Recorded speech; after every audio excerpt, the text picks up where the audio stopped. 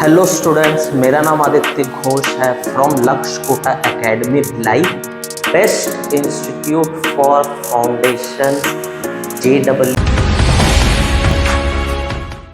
Hello students, मेरा नाम आदित्य घोष है from Lakshya Kota academy Bhilai, best institute for foundation JEE and NEET. ठीक है, तो आज की क्लास ना बहुत इंटरेस्टिंग भी है और बहुत इम्पोर्टेंट भी है।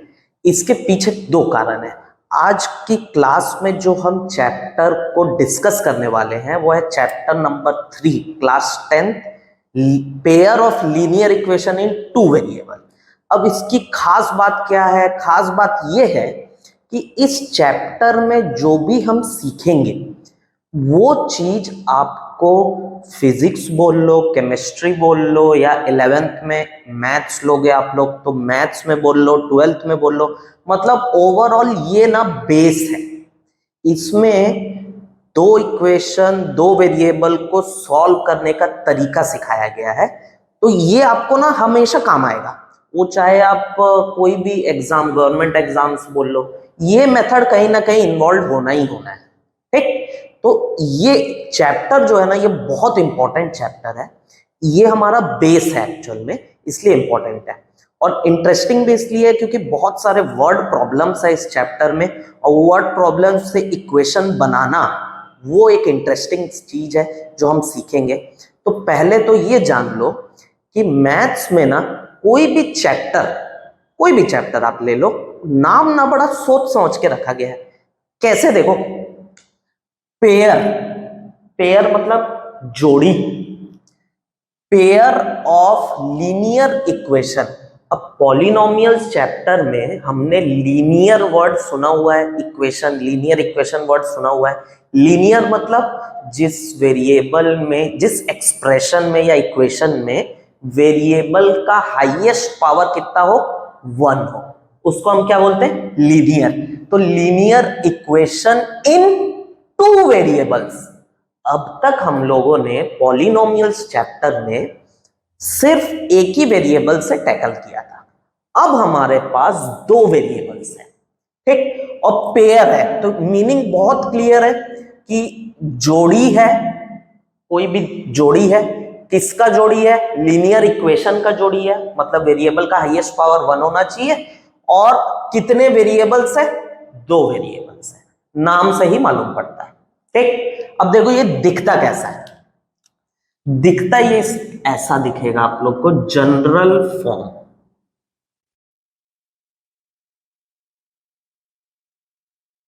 इसका जनरल फॉर्म अगर मैं लिखना चाहूं तो A1x plus B1y plus C1, और दूसरा इक्वेशन क्योंकि पेयर बोला है, A2x plus B2y plus C2।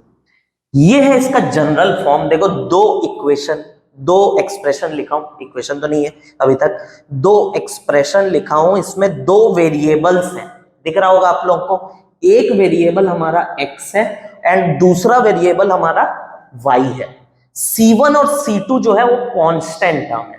ठीक, A1 जो है x का कोफिशिएंट है, B1 जो है y का कोफिशिएंट है, और ये दोनों इक्वेशन को मिला के हम पेयर बोलते हैं। ठीक, अब पेयर की क्यों जरूरत पड़ी, क्या कारण है कि ये दोनों को साथ में लेना है, सब सीखेंगे, डिस्कस करेंगे। तो ये है इसका जनरल फॉर्म। इसमें दो वेरिएबल भी हैं और दो इक्वेशन भी है अपने पास। ठीक, तो इसलिए हम लोग इसको बोलते हैं pair of linear equation in two variable. ठीक है, देखो ज्योमेट्रिकली या बोलूं या ग्राफिकली बोलूं, हमने डिस्कस किया था कि लीनियर इक्वेशन, कोई भी लीनियर इक्वेशन, वो एक वेरिएबल में हो, दो वेरिएबल में हो, वो क्या रिप्रेजेंट करेगा? एक स्ट्रेट लाइन रिप्रेजेंट करेगा। ये इंपॉर्टेंट चीज है। ज्योमेट्रिकली कोई भी एक, ज्योमेट्रिकली, ग्राफिकली बोलो तो ज्यादा बेहतर होगा, ग्राफिकली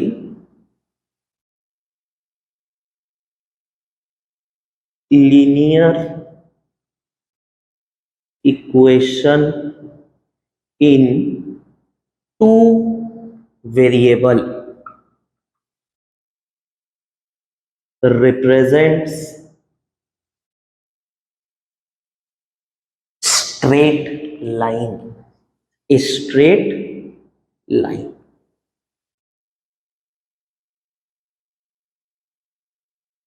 ये इंपॉर्टेंट है।